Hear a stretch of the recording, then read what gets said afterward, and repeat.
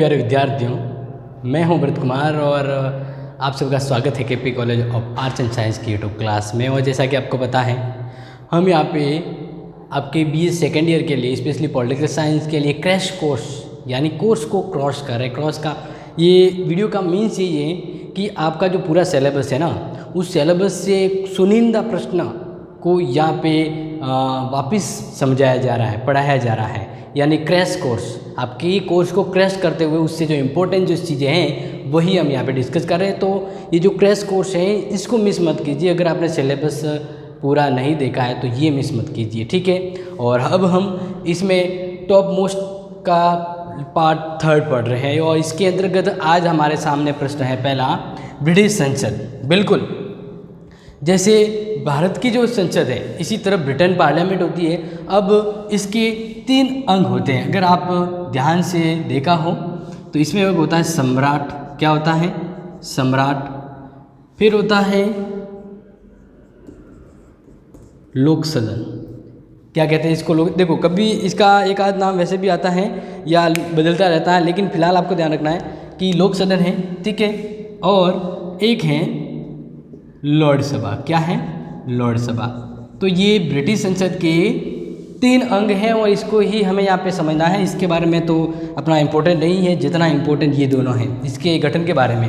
तो जैसे हमारी लोकसभा है ना, वैसे ये लोक सदन है। और जैसे हमारी राज्यसभा होती है, कुछ लगभग हुबहू ऐसे ही ये लॉर्ड सभा भी मानी जाती है। तो अब इसके बारे में हम जानते हैं और किस तरह से इनका गठन होता है, कैसे कार्यप्रणाली, क्योंकि एग्जाम में आपके प्रश्न आएगा।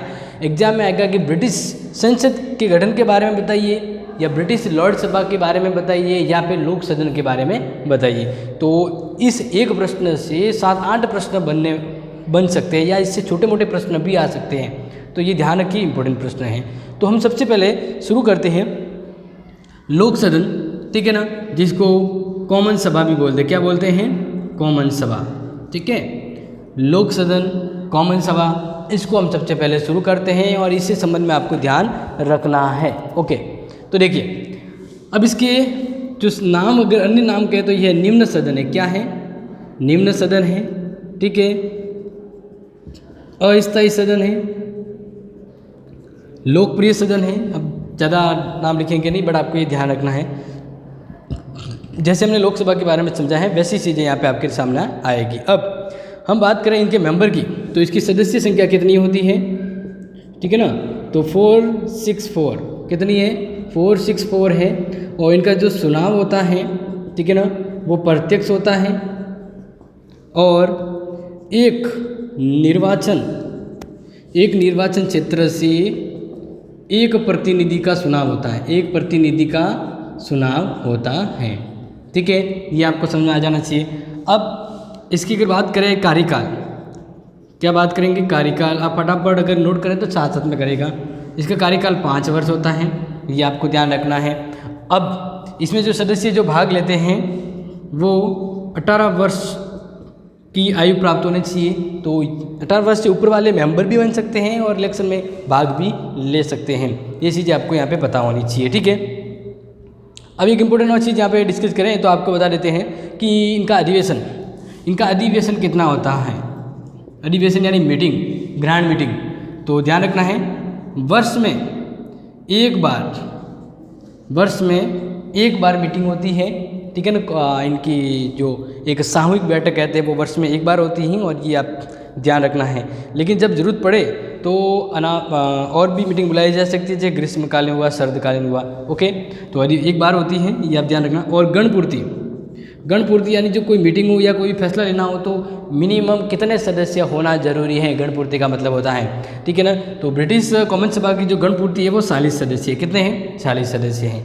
तो इस तरह से ये हमने समझा है। ये क्या समझा है? ये हमने समझा है कि कॉमन सभा के बारे में कि कितने मेंबर होते हैं, क्या कार्यकाल होता है, ठीक है ना, और कितने वर्ष के प्रतिभागी भाग ले सकते हैं। ये चीज़ें यहाँ पे कॉमनली है जो आपको ध्यान रखना है।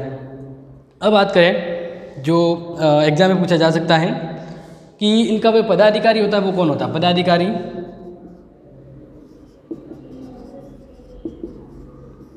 यानी अध्यक्ष। जैसे हमारी लोकसभा अध्यक्ष होता है ना, लोकसभा का अध्यक्ष होता है, वैसे ही कॉमन सभा का भी अध्यक्ष होता है। ये चीज़ आपको ध्यान रखनी है, क्योंकि कॉमन सभा के अध्यक्ष की लगभग वही शक्ति है जो भारत के स्पीकर की जो होती है, यानी स्पीकर भी कह सकते हैं इसको, ये आपको ध्यान रखना है। तो अब इसमें ध्यान रखना है कि इसका जो चुनाव होता है, इसका चुनाव इन्हीं के यानी लोक सदन से होता है ना कॉमन सभा, तो इनका चुनाव जो होता है वो चुनाव कहाँ से होता है, इन्हीं के लोक सदन से होगा, यानी जिसको कॉमन सभा भी कहते हैं। तो कहाँ से इनका चुनाव होगा, लोक सदन से इनका चुनाव होता है, ठीक है ना, ये ध्यान रखना, ये इसकी मतलब इन्हीं के सदस्यों में से होता है। दूसरी यहाँ पे बात करें तो इनका कार्यकाल 5 साल का ही होता है, क्योंकि ये भी मेंबर के तौर पे होता है, तो इसका कार्यकाल 5 साल होता है। अब इसके बारे में हम देखें तो इनको काफ़ी काबिल तारीफ पावर दिया जाता है, यानी बाकी सदस्यों से ज़्यादा पावर होता है। जैसे कुछ पावर की हम बात करें, आप चाहे तो लिख सकते हैं, कॉमन सभा की जितनी भी बैठक होती है उन बैठक की जो अध्यक्षता है वो इनका कॉमन सभा का जो अध्यक्ष स्पीकर होता है वो अध्यक्षता करता है। स्पीकर प्रक्रिया संबंधी नियमों को लागू करता है, उसकी व्याख्या करता है। स्पीकर सदस्यों को मान्यता प्रदान कर उन्हें विषयों पर बोलने और विवाद से संबंधित टिप्पणी के लिए समय भी निर्धारित करता है। नेक्स्ट बात करें तो स्पीकर प्रस्ताव और प्रश्नों को मतदान हेतु प्रस्तुत करता है और परिणामों की घोषणा करता है। और एक चीज़ ध्यान रखना, अगर दो जिसमें कोई भी विधेयक है जिस पे फैसला लिया जा रहा है और बराबर मत आ जाए तो जो अध्यक्ष होता है वो निर्णायक मत का प्रयोग करता है। और नेक्स्ट बात करें तो स्पीकर सदन के विशेषाधिकार का संरक्षक होता है। स्पीकर सदन से बाहर उसका प्रतिनिधि है। स्पीकर सभा का प्रमुख वक्ता होता है, और कभी किसी विधेयक के धन विधेयक के संबंध में विवाद हो जाता है, सबसे इम्पोर्टेंट, तो धन विधेयक के ऊपर अंतिम जो निर्णय होते हैं वो ये ही लेता है, ठीक है। अब हम बात करते हैं इन लोक सदन की शक्तियों के बारे में।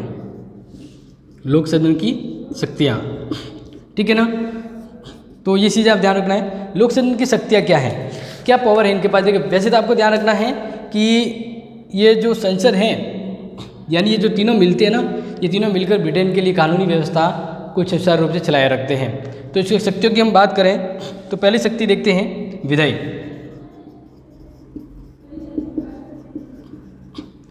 विधायी शक्ति यानी कानून निर्माण। विधायी शक्ति मतलब कानून निर्माण। तो ध्यान रखें, ये इस सदन का सबसे बहुत ही महत्वपूर्ण काम ये होता है। अगर मैं आपको एक चीज़ बताऊं जो आपको ध्यान रखनी है और जो इम्पोर्टेंट है, तो एक चीज़ ध्यान रखिए कि ब्रिटेन में जो संसद है, संसद में जो ज़्यादा पावरफुल जो सदन है वो लोक सदन ही है। कानून निर्माण के ऊपर सबसे ज़्यादा पावरफुल जो इनका चलता है। मान लीजिए लोक सदन के द्वारा पारित कोई विधेयक है वो लॉर्ड सभा में भेजा जाता है उनकी स्वीकृति के लिए, और फिर सम्राट साइन करता है, तो सम्राट तो फॉर्मेलिटी करता है। लेकिन लोक सदन जो प्रस्ताव है वह लॉर्ड सभा में गया और लॉर्ड सभा क्या करेगी उस पर, तो लॉर्ड सभा के पास 1 वर्ष का समय होता है, वह उसको स्वीकार करे। अगर स्वीकार नहीं करती 1 साल तक ऐसे रह जाए तो ऑटोमेटिक पास हो जाता है, या फिर वह उसमें संशोधन करके पास करती है, तो ऐसे संशोधन को स्वीकार करना ना करना लॉर्ड सभा के ऊपर नहीं, लोक सदन के ऊपर, क्योंकि यहाँ पे पावर ऑफ हाउस अगर हम कहें ज़्यादा पावरफुल वो लोक सदन ही है, जिसको कॉमन सभा कहते हैं। वित्त विधेयक के बारे में तो आपको पता ही होगा, लोक सदन पावरफुल है, इसके पास ही सर्वाधिक पावर है। विधेयक भी यहीं पे प्रस्तुत होता है और यहीं से पारित होने के बाद आगे जाता है। तो इस संदर्भ में भी यहाँ मिनिमम शक्ति दी हुई है लॉर्ड सभा को। तो ये चीज़ आप समझ गए हैं। हम विधायी शक्ति यानी कानून निर्माण के ऊपर देख ली। वित्तीय शक्ति, तो वित्तीय शक्ति की जैसे अभी मैंने बात करी थी कि एकाधिकार या विशेषाधिकार है, या हम कहें एकाधिकार। क्या एकाधिकार, तो एकाधिकार प्राप्त है किसे, लोक सदन को, इसे एकाधिकार प्राप्त है। इसके अलावा 2-3 और पॉइंट है जिसको हम यहाँ पे कर रहे हैं ताकि आपको इजीली समझ में आ जाए। नेक्स्ट बात करते हैं हम यहाँ पे कार्यपालिका पर नियंत्रण। बिल्कुल सही, कार्यपालिका। अब कार्यपालिका कौन होती है आपको पता होगा, कार्यपालिका पर नियंत्रण। कार्यपालिका यानी सम्राट, और सम्राट की सहायता के लिए प्रधानमंत्री और मंत्रिपरिषद होती है, ये कार्यपालिका होती है। अब कार्यपालिका किसके प्रति उत्तरदायी होती है, लोक सदन के प्रति। जो मंत्रिपरिषद जो होती है वह लोक सदन के प्रति उत्तरदायी होती है, और इस तरह से उस पर नियंत्रण रखने की जो प्रभावी जिम्मेदारी होती है वो होती है इसकी, लोक सदन की, ठीक है ना। ये आपको ध्यान रखना, इसका महत्वपूर्ण काम है। नेक्स्ट बात करें तो राजनीतिक शिक्षा का केंद्र हैं। ब्रिटेन में राजनीति के बारे में ज्ञान और राजनीति से संबंधित प्रशिक्षण ज्ञान है वो इस सदन के द्वारा दिया जाता है प्रत्यक्ष रूप से। तो ये लोकतंत्र का प्रशिक्षण केंद्र भी हम मान सकते हैं। तो ये तो हमने देख लिया कॉमन सभा के बारे में। अब हम इसका जो दूसरा सदन है वो देखते हैं लॉर्ड सभा। ठीक है, वो ध्यान रखिए।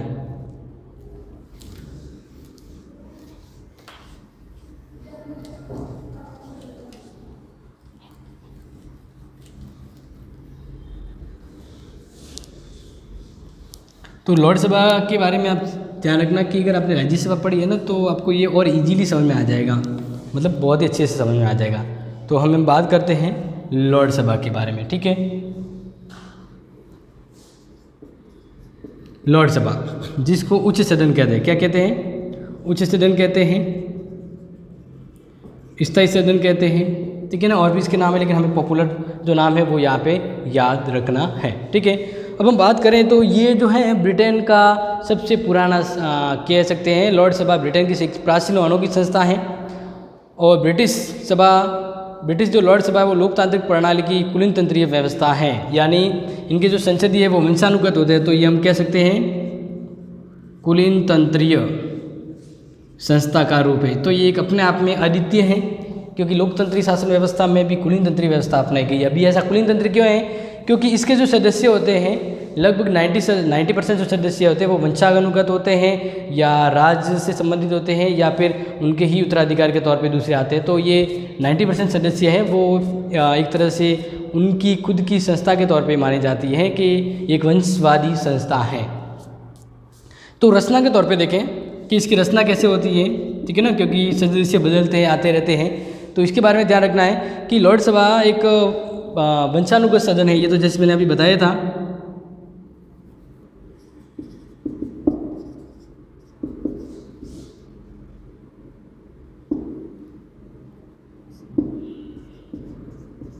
वंशानुगत सदन है। ठीक है ना, ये आप चीज़ें ध्यान रखना है।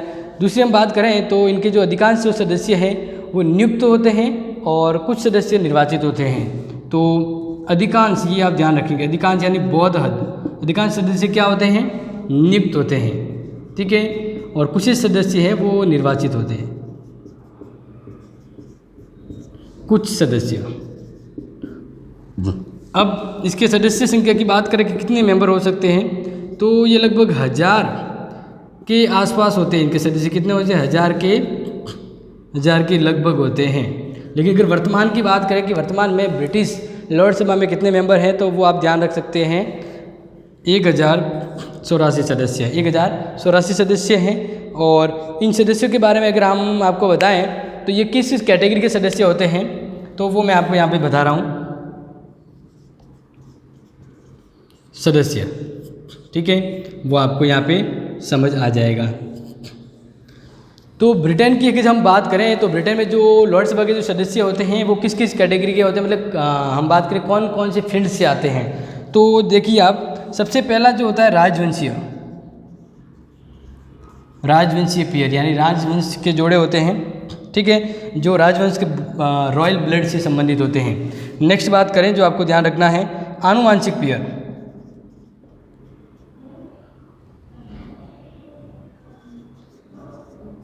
आनुवांशिक पीयर यानी हम यहाँ पे कहेंगे कि कुछ ऐसे मेंबर भी होते हैं जो एक बार सदस्य बनते हैं फिर उसके ही उत्तराधिकारी उसके पद को ग्रहण करते हैं। तो इस तरह की व्यवस्था होती है, वो आनुवांशिक पीयर होते हैं। और ये चीज़ आपको ध्यान रखना है, इस तरह के 90% सदस्य हैं इसमें। कितने? 90%। फिर हैं स्कॉटलैंड जो है वहाँ के सदस्य, स्कॉटलैंड पीयर यानी सदस्य। ठीक है, नेक्स्ट बात करें आयरलैंड के सदस्य। नेक्स्ट आजीवन, यानी कुछ सदस्यों को आजीवन सदस्यता दी जाती है। वे उसके उत्तराधिकारी पुत्र वापस नहीं आएंगे लेकिन वे आजीवन मेंबर बन जाते हैं। नेक्स्ट बात करें धार्मिक फील्ड से कुछ सदस्य होते हैं, तो वो हो गए धार्मिक पीयर। फिर है लास्ट में लॉ लॉर्ड्स, ये 9 मेंबर होते हैं। लेकिन ये ब्रिटेन में न्याय व्यवस्था का भी काम देखते हैं। तो इस तरह से इस तरह के मेंबर मिलकर, ये जो सभी मेंबर हैं, इस फील्ड से आने वाले मेंबर हैं, वो सदस्य होते हैं। किसके सदस्य होते हैं? वो सदस्य होते हैं लॉर्ड सभा के। ठीक है, ये आप ध्यान रखेंगे। अब इसकी शक्तियों की अगर बात करें, कोई ज़्यादा इंपॉर्टेंट बड़ी शक्तियाँ नहीं है, लेकिन फिर भी हम इसकी शक्तियों की बात करें तो वो हम यहाँ पे देखते हैं, और वो चीज़ आपको यहाँ पे ध्यान रखनी है जो भी इंपॉर्टेंट इनकी आती है। तो इनकी शक्तियों के बारे में देखते हैं। इनका कार्यकाल नहीं है, क्योंकि अभी जैसे मैंने आपको बताया ना कि ये कंटिन्यूस सदन है। ठीक है ना, एक स्थायी सदन है। तो इनकी शक्तियों की बात करें, जो आपको ध्यान रखना है, ठीक है। पहली शक्तियों की बात करें, पहली तो पहला है व्यवस्थापन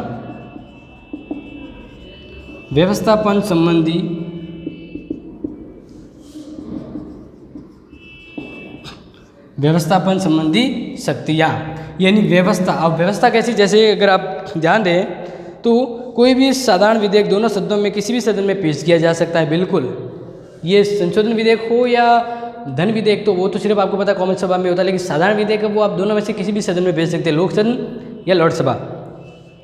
दोनों सदन की सहमति से ही वह कानून बनता है। किंतु यहाँ पे ध्यान रखिए, एक संशोधन हुआ था इनका 1911 और वापस इसको दोहराया गया 1949। तो ये जो इसके तहत संसदीय अधिनियम बने थे। क्या बने थे? संसदीय अधिनियम। इस अधिनियम के द्वारा लॉर्ड सभा को गौण बना दिया। गौण का मतलब ये हो गया कि अब ये कानून व्यवस्था की पूरी जो जिम्मेदारी है वो लॉर्ड सभा पे है, ये कॉमन सभा पे है। सिर्फ लॉर्ड सभा को तो एक अनुभवी पर्यवेक्षक संस्था का दर्जा दिया गया है, जो उनके कार्यों पर टिप्पणी कर सकती है, या संशोधन की पैरवी कर सकती है, लेकिन माना नहीं जाएगा। तो इस तरह से इनको एक कहते हैं ना कि पंगु बना दिया। लॉर्ड सभा को इस विधेयक के बाद पंगु बना दिया गया, एक दिखावटी संस्था होके रह गई। ठीक है। फिर वित्तीय शक्तियों की बात करें, जैसे भी मैंने बात करी थी वित्तीय शक्तियों के अंदर, तो अभी जस्ट मैंने बताया था कि वित्तीय शक्तियों का मतलब यही है कि जो लोक सदन के द्वारा पारित धन विधेयक है या जो वित्त विधेयक है वह लॉर्ड सभा के पास जाएगा। तो लॉर्ड सभा के पास 1 माह होता है। कितना होता है? 1 माह। 1 माह के अंतर्गत वित्त विधेयक को वापस लॉर्ड सभा को लौटाना पड़ता, पास करके या उसमें बदलाव करके। ठीक है। तो यहाँ पर ये बहुत इंपॉर्टेंट है, 1 महीने का ही पावर होता है, ज़्यादा पावर नहीं होता है। वो साधारण विधेयक के बारे में 1 साल का मैंने आपको बताया था। फिर है कार्यपालन संबंधी शक्तियाँ।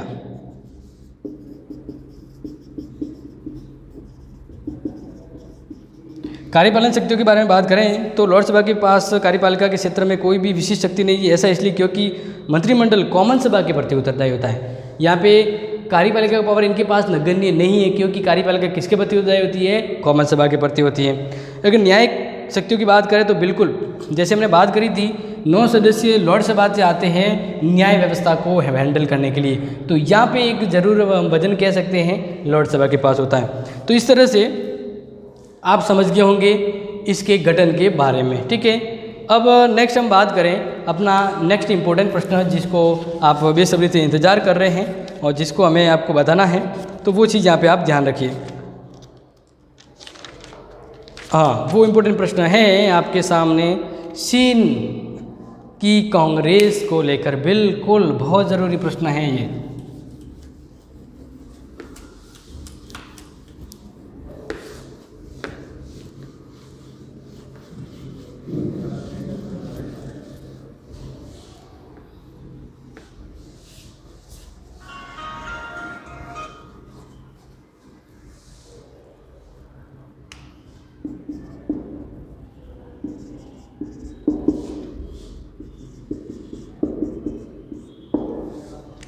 चीन कांग्रेस क्या है? अगर आपको बताया तो चीन कांग्रेस का मतलब है कि जैसे हमारी संसद होती है वैसे ही यहाँ पे कांग्रेस होती है। ओके, तो मेरे प्यारे विद्यार्थियों, अब हम देख रहे हैं चीन। ये अपना टॉप मोस्ट के अंतर्गत प्रश्न आता है और इसको हम देख रहे हैं यहाँ पे। ठीक है। तो इसमें आप ध्यान देंगे, बहुत ही इम्पोर्टेंट और प्रश्न आ सकता है कि लगभग विश्व की जो जितनी भी सरकारें हैं, जितनी भी मतलब हर देश की अलग अलग संसद है, तो हर संसद में कहीं ना कहीं 2 सदन होते हैं। जैसे अपने भारत के सदन में लोकसभा राज्यसभा होती है, लेकिन चीन एक अनूठा है जिसमें वहाँ की केंद्रीय जो व्यवस्थापिका हैं वह एक सदनात्मक है। क्या है? एक सदनात्मक व्यवस्थापिका है। सबसे ज़रूरी और इम्पोर्टेंट प्रश्न यहाँ पे आता है। तो ये केंद्रीय व्यवस्थापिका है, इसका नाम है नेशनल पीपुल्स कांग्रेस। ओके, और इसकी जो मेंबरशिप यानी सदस्य कितने हो सकते हैं, तो वो यहाँ पे सदस्य संख्या है वर्तमान में 2970 सदस्य हैं। और इसका जो सदस्यों के जो चुनाव जो होते हैं वो कहाँ से होते हैं, तो इनके प्रांत, नगरपालिका, सशस्त्र सेनाओं और उनके जो क्षेत्र संबंधित लगते हैं वहाँ से ये सदस्य निर्वाचित होकर आते हैं। अब ये सबसे इम्पोर्टेंट है, ये आप ध्यान रखेंगे। अपने चीन के जो आर्टिकल हैं उस आर्टिकल का 21 और 22 इसके अनुसार राष्ट्रीय जनतांत्रिक चीन जो है उसका जो एक प्रमुख दल है उसको पावर दिया गया है। क्या? राष्ट्रीय जन कांग्रेस को राजशक्ति का प्रमुख अंग माना गया, यानी वहाँ का एक जो प्रमुख जो दल है ना, वही दल केंद्रीय कार्यपालिका का चुनाव करवाता है और इन्हीं में से सदस्य चुने जाते हैं। बहुत इंपॉर्टेंट है मेरे प्यारे विद्यार्थियों, ध्यान रखें। और कार्यकाल के बारे में तो आपको पता है कि इस कार्यकाल इसका कितना होता है, 5 साल होता है, ठीक है। और इसका निर्वाचन यानी इलेक्शन के बारे में बात करें तो कांग्रेस एक स्थायी समिति के मार्गदर्शन के रूप में, कांग्रेस जो दल है एक इनका जनवादी साम्यवादी कांग्रेस, उनके मार्गदर्शन में इनके सदस्यों का चुनाव होता है, ये आप ध्यान रखेंगे। और कैसे होता है? अप्रत्यक्ष अधिवेशन यानी मीटिंग तो साल में एक बार होती है और वो भी होती है जब 2 सप्ताह के लिए होती है। और इसकी मीटिंग में कितने सदस्य होने चाहिए, जो ज़रूरत हो तब वो गणपूर्ति कहते हैं ना, वह गणपूर्ति है 1/5 सदस्य होने चाहिए। कितने होने चाहिए? 1/5 सदस्य होने चाहिए। तो इस तरह से तो ये जनवादी कांग्रेस है वो गठित होती है। अब इसका पावर, तो सबसे पहले ध्यान रखना, चीन जैसे हर देश की बात करते हैं, हर देश के अंदर संसद है, उनका क्या पावर है, वैसे ही पावर इसी एक के हाथ में है, इसी एक के हाथ में है। और यही इस देश का कानून निर्माण और उसको लागू भी करती हैं। तो इस तरह से इसके बारे में ये आप चीज़ नोट कर लिए, तो हम कुछ और इम्पोर्टेंट चीज़ यहाँ पे डिस्कस करते हैं।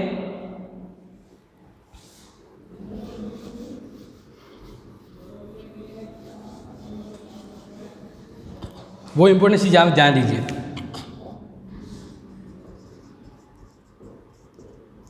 ठीक है, तो शक्तियों के बारे में यानी विशेषाधिकार के बारे में तो ध्यान रखिए। पहला जो विशेषाधिकार है इनको वो है नेशनल पीपुल्स कांग्रेस के चालू अधिवेशन के प्रेसिडेंशियल की स्वीकृति के बिना उसके किसी सदस्य को बंदी नहीं बनाया जा सकता, यानी संसदीय विशेषाधिकार जिसको आपने समझा है। तो दूसरा कि नेशनल पीपुल्स कांग्रेस के अधिवेशन के दौरान मतदान के विरुद्ध कोई भी कानूनी कार्रवाई नहीं की जाएगी।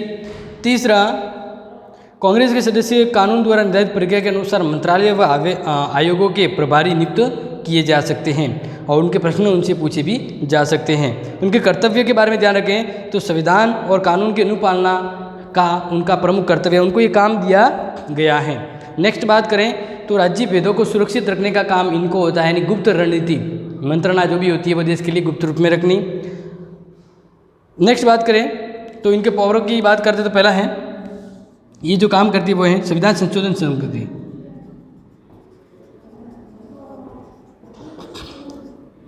ये समझ में आ रहा है ना, यानी ये चाइना का या चीन का जो संविधान है, इस संविधान को संशोधन करने का पावर किसके पास है? राष्ट्रीय जनवादी कांग्रेस के पास है।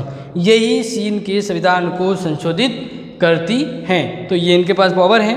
नेक्स्ट बात करें, अगर पूछा जाए तो आपको ध्यान रखना है इसका 1/5 सदस्य तो प्रस्ताव लाएगा और ये प्रस्ताव तभी पारित होगा जब इसके 2/3 सदस्य इसको स्वीकार कर लें। नेक्स्ट बात करते हैं तो संविधान प्रवर्तन की देखरेख करने का, यानी संविधान की देखभाल उसकी सुरक्षा का काम भी इसकी जिम्मे होता है। मूल अधिकार का निर्माण और संशोधन दूसरा काम।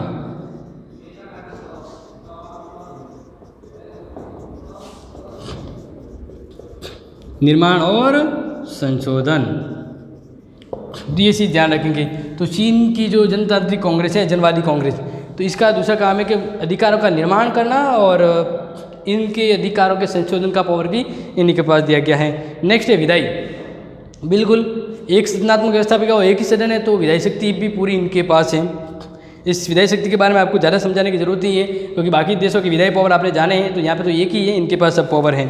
तो इस तरह से आप ये ध्यान रखना है कि युद्ध संबंधी मसले हुए हो या बजट निर्माण करना हो या निर्वाचन संबंधी शक्तियाँ हो, राष्ट्रपति को सुनना हो या और भी पदाधिकारी को सुनना हो, इसके अलावा बजट का निर्माण हुआ हो या प्रशासनिक इकाइयों की स्थापना करनी हो, तो काफ़ी चीज़ें या काफ़ी जो पावर है वो सब इनके पास ही होता है। तो इसको ज़्यादा डिटेल में अपने जाने की जरूरत नहीं है, क्योंकि जो लघुतात्मक प्रश्न आता है उस अकॉर्डिंग आपका ये सफिशियंट है, ये आपको समझ में आ जाना चाहिए। ठीक है, नेक्स्ट हम बात करते हैं। तो इस तरह से बहुत ही इंपॉर्टेंट प्रश्नों को हमने यहाँ पे देखे हैं, जो आपके एग्जाम के संभावित को देखते हुए, संभावना को देखते हुए। आगे अपना जो फोर्थ पार्ट होगा उसी के साथ ये चैप्टर, ये जो अपना ये सेकंड पेपर है वो पूरा हो जाएगा इंपॉर्टेंट टॉप मोस्ट क्वेश्चंस को लेकर। तो बने रहिए और फोर्थ वाला जो वीडियो है उसके लिए इंतज़ार कीजिए। Thank you, have a nice day.